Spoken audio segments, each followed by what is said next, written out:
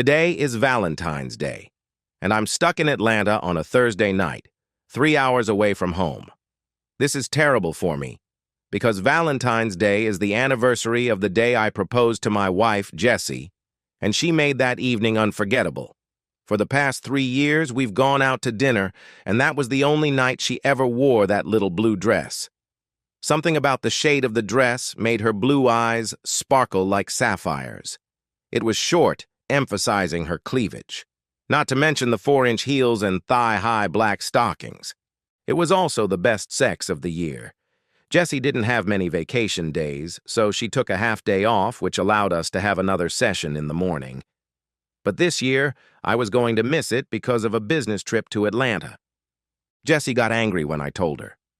Then she softened and said we could celebrate the next day when I got home. But by then it would be almost midnight.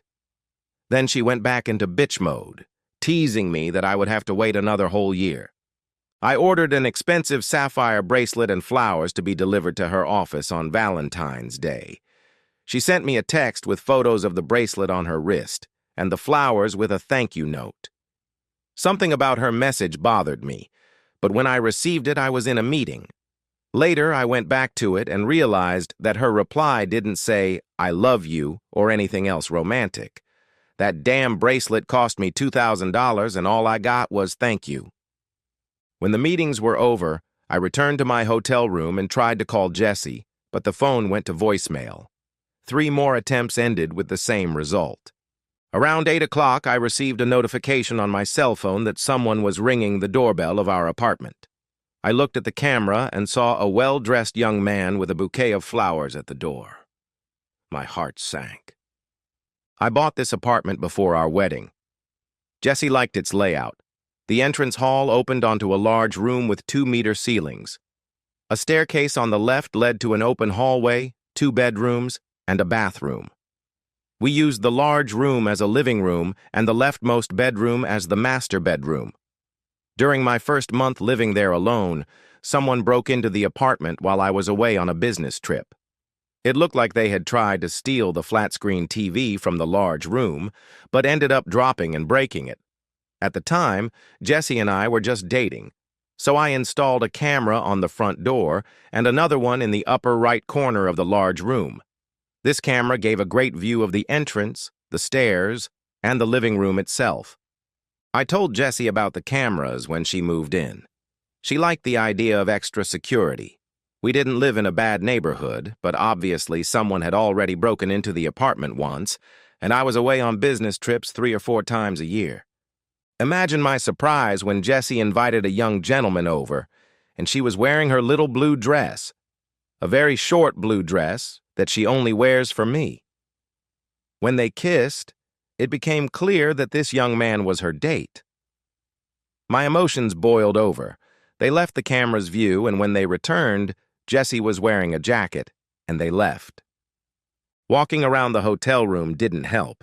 I opened the minibar, took out a bottle of wine, but changed my mind. I didn't need to drink. I needed to do something useful. I opened my laptop and started canceling our joint credit cards, liquidating our savings to pay off debts, including that damn tennis bracelet. Then I transferred most of the money from our joint bank accounts to accounts I had opened before we got married and closed any avenues Jessie could use to hurt me financially. Finally, I changed all the passwords I shared with Jessie. At 11 o'clock, my phone alerts me to movement at the front door, and I watch as Jessie and her companion enter my apartment. They appear to have been drinking. On my laptop, I look at the camera in the living room.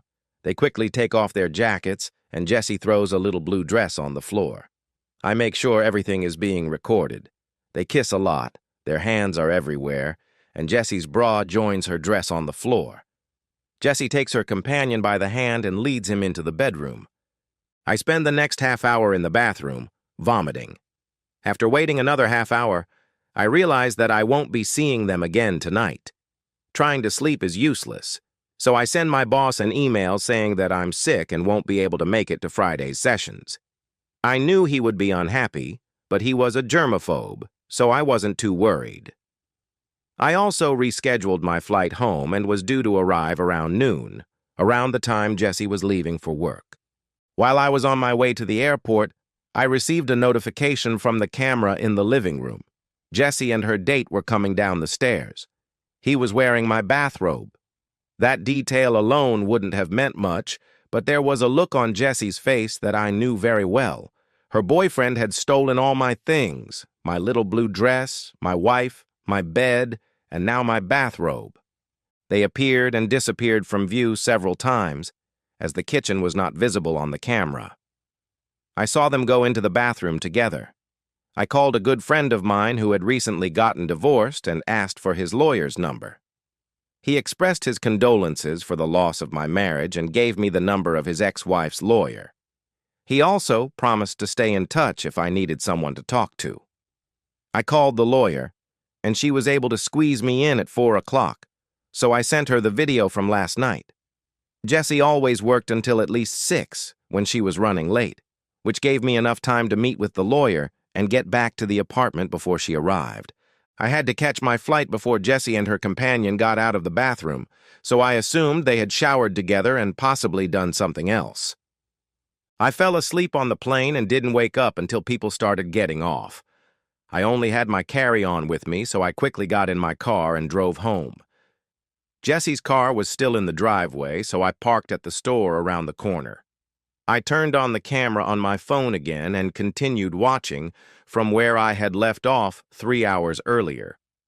I watched as the naked couple came out of the bathroom and headed back to the bedroom. 45 minutes later, they came out. He was fully dressed, and Jessie was still naked as she walked him to the door. Then she took another shower. The doorbell alerted me that Jessie had left for work, and I headed home. The sight that greeted me in the living room stunned me. The little blue dress and her bra were still lying on the floor. For some reason, I took pictures of them, even though I already had more than enough evidence of her infidelity. Our bedroom was even worse. There were numerous stains on the sheets, and the condom was nowhere to be found. I took pictures of the stains, then gathered the sheets, put them in a plastic bag, and hid them in my car. Why? I have no idea. I realized I was hungry and went to a small restaurant for a late breakfast. While I was eating, I sent Jessie a photo of the little blue dress and bra on the floor and told her I had come home early. She replied, "Great, maybe we can celebrate our anniversary after all." I was stunned. When I got back to the apartment, I moved all my things to the guest room, which also served as my home office, and started combining the different videos into one and making several backup copies. I attached the copies to draft letters, one for her mother, one for my parents, and one for her boss, because I was sure that her date was a colleague. I also saved a copy on a flash drive. The meeting with the lawyer went as expected. The videos could have been used as grounds for divorce on the basis of marital infidelity, but that wasn't very important to me financially. I could leave the apartment as it belonged to me before I met Jessie, but I had to give her at least a week to move out. I also had to return some of the money to our joint accounts. I told the lawyer that I still wanted to divorce Jessie on the grounds of adultery and asked when she would be served. We agreed on Wednesday morning at her workplace. She was against me seeing Jessie before then, but I told her I couldn't pretend everything was fine. I went back to the apartment and waited for Jessie to come home. She came in a good mood and went to hug me, but I pushed her away. "What's wrong with you, Jack? You haven't seen your wife in 3 days, and now you're pushing me away," she shouted. "Jessie, are you out of your mind? Your little blue dress and bra are still on the floor, and do you remember the camera in the corner?" "What are you trying to say, Jack? Does that thing even work?" "Yes, it works, Jessie. I saw you and your lover last night." "I don't have a lover, Jack. Maybe you're the one who's gone mad." "Then who were you with last night, if you don't want to call him your lover?" "I was alone all night, Jack. Maybe you should go to the clinic or call an ambulance." I just stared at her until I noticed a bite mark on her chest and pointed it out to her. Her expression didn't change. We stood there looking at each other for a few minutes. Then I turned on the TV and started the video. Jessie watched the first few minutes, then turned off the TV. "I still don't understand what you're getting at, Jack." "Jessie, You cheated on me. That's what I'm getting at. And how long have you been seeing this guy? I never cheated on you, Jack, and I don't know what you're talking about. I'm not seeing anyone. God, this madness is giving me a headache. I'm going to take some Tylenol and lie down for an hour. When she reached the stairs, I said, Jessie, let's get this straight. You cheated on me on our special night by wearing that special dress. I've already talked to a lawyer, and I'm filing for divorce on grounds of adultery. You have 6 days to move out of my apartment, and I suggest you find a lawyer.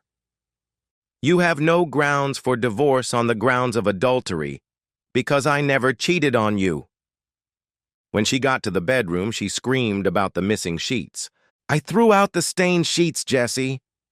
There were no stains on the sheets, Jack. I washed them 2 days ago after you left. I called my friend who is helping me with the divorce, and he agreed to meet me at a bar. He asked how I was doing, and I told him about my trip to the Twilight Zone. He was as stunned as I was. It felt good to get it off my chest and get rid of all the crap that had built up over the last 24 hours, and after I told him my story, I actually felt better. I didn't want to get drunk and drive, so I paid for dinner and went back to the apartment. I didn't want to go there either. I was at a dead end. But there weren't many options, so I went. Jessie was cooking in the kitchen and greeted me. Hey, you're back. Where were you? I went out to eat with Brian. Why didn't you ask me? I would have loved to eat something other than this reheated Chinese food. Do you want some? No, thanks, Jessie. How's Brian doing after the divorce? I saw his ex-wife last week. She was having lunch with a very handsome guy. She looked really good.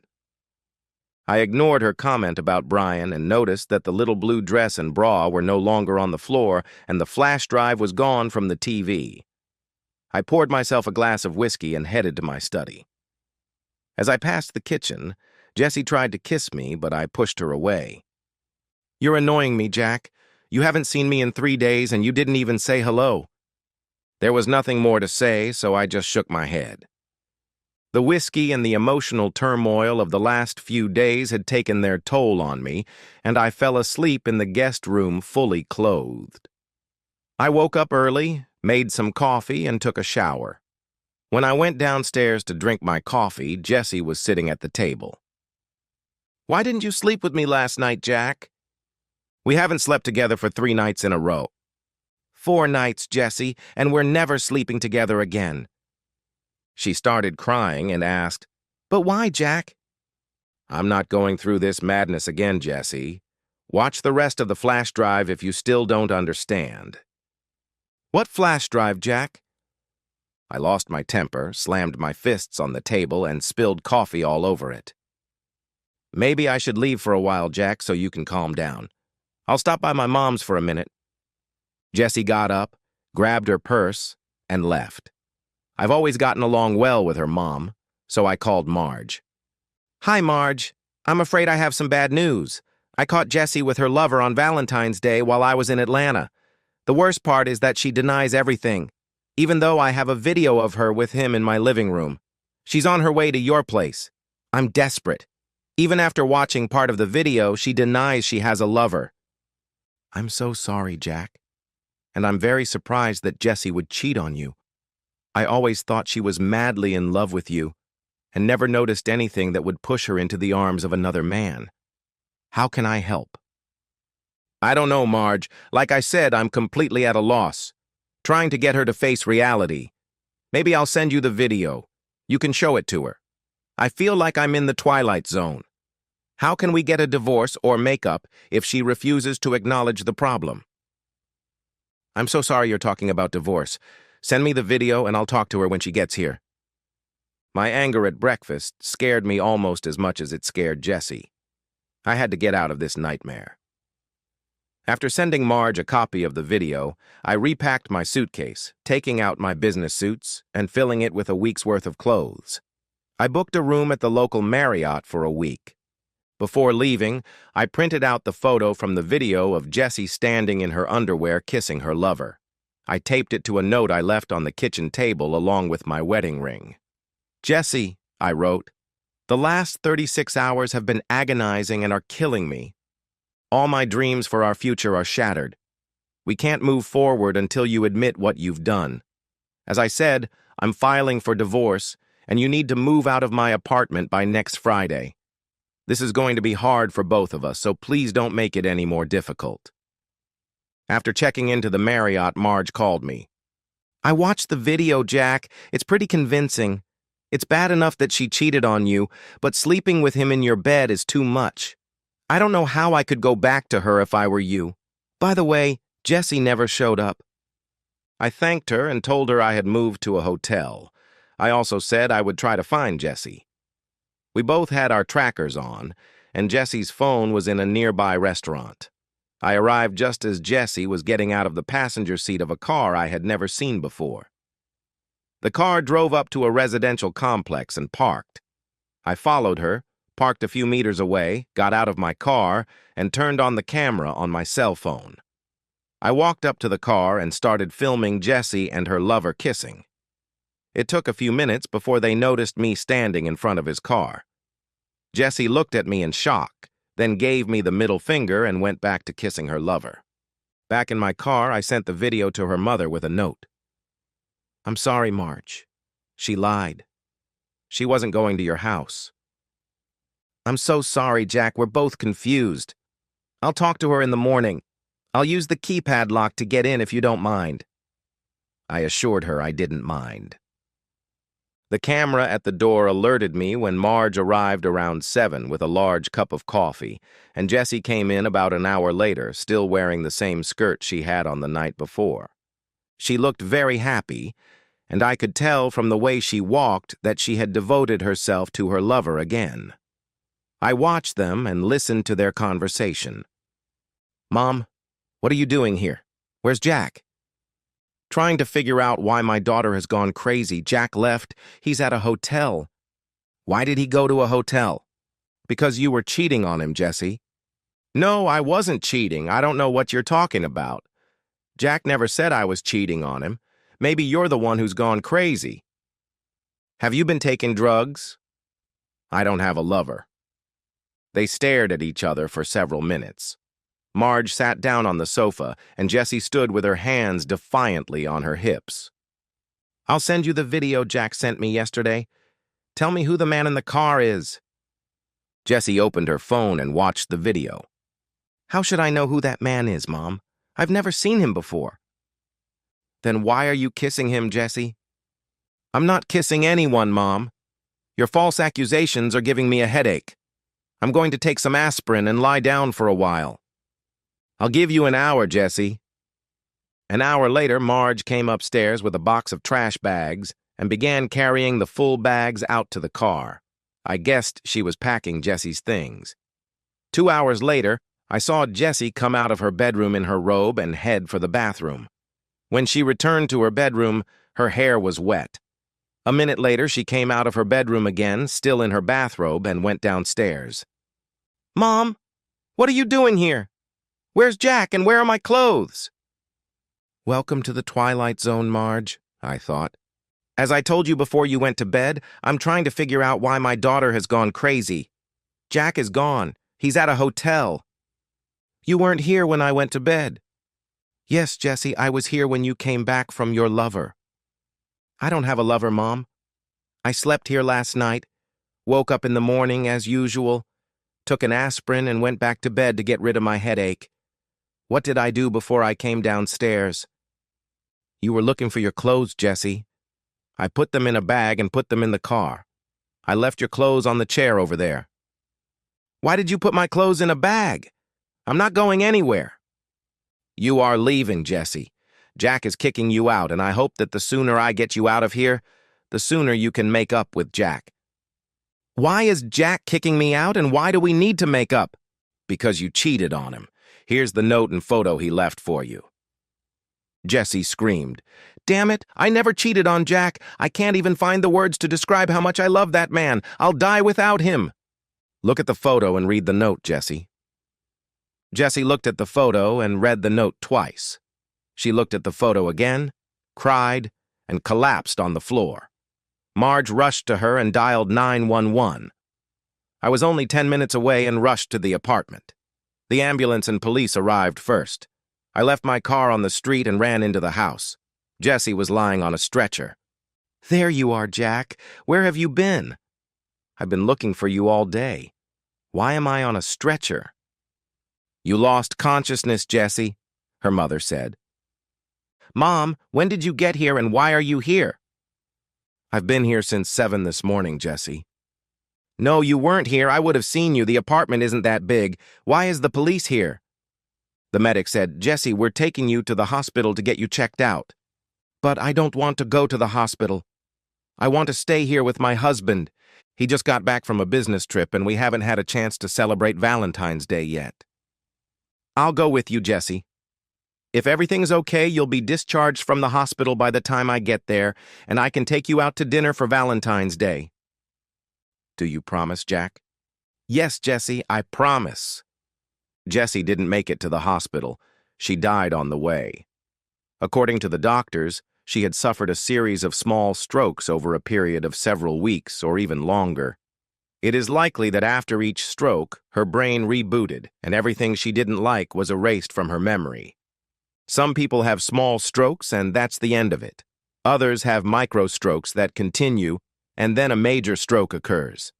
Even a single microstroke significantly increases the risk of a serious one.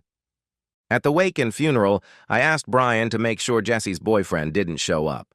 He tried to come in, but Brian wouldn't let him. Brian is a pretty imposing guy, almost 6 feet tall, and her boyfriend isn't. After a little scene, he gave up. I asked Jesse's boss about him. She said he worked in their building but for a different company, and she didn't know which one. I asked if she knew he had been having an affair with Jesse. She said no. She had never seen them together and always thought Jesse was madly in love with me. She was jealous when Jesse's eyes lit up when she talked about me. She couldn't believe it, but I told her I had photos. She didn't want to see them and promised to find out who the guy was. The guy tried to come to the funeral, but Brian stopped him again. Brian gave him a message from me to come to the restaurant the next day at 11 o'clock. I got there about 15 minutes before he showed up. After we sat down in a booth, Brian blocked his way out. "How long have you been sleeping with my wife, you bastard?" I thought he was going to shit his pants. She told me she lived separately and only wore rings to scare off gold diggers. A couple of days before Valentine's Day, she came up to me. We had hardly spoken before, only occasionally meeting in the elevator. Sometimes in the elevator, she acted like an old friend, flirting with me, and other times she refused to look at me. One day, she asked me out for a drink after work. I don't think she even knew my name, and even after I told her, she kept forgetting it. After a few drinks, she asked me to take her back to my place. I hate to say this because she's dead, but I took her home, and she attacked me. I'm sorry. And you slept with my wife? He looked at me, looked at Brian, who had moved a little closer to the guy. A little more, and Brian would have been sitting on his lap. Looking at the table, he said, "Yes, I slept with her, but I swear I didn't know she was married. Even when you saw us kissing in the car, she denied knowing who you were and said you were just some kind of pervert who enjoyed watching people. Please believe me, I didn't know she was married, and I would never have gotten involved with her if I had known. My first wife cheated on me, and I don't think I'll ever be able to forget how she broke my heart. It's been almost 2 years since the divorce, and I haven't had the courage to date anyone. I couldn't believe it when Jessie started flirting with me. She was a beautiful woman, and I was just a skinny accountant. What did she see in me?" The lover began to cry. "I don't want to speak ill of the dead, but she acted pretty strange around me in the elevator. We'd be sitting in a bar, drinking or eating, and she'd look at me like she didn't know who I was. Even after spending the night together, she'd wake up and ask who I was and get nervous if I saw her naked. I know I keep saying I'm sorry. Now that she's gone, I really feel like shit because I had no idea there was something wrong with her. Now I understand why a woman like that was interested in me." He continued to cry. In the end, I felt sorry for the guy. Brian and I had planned to laugh at him after dinner, but I think life had already knocked him down.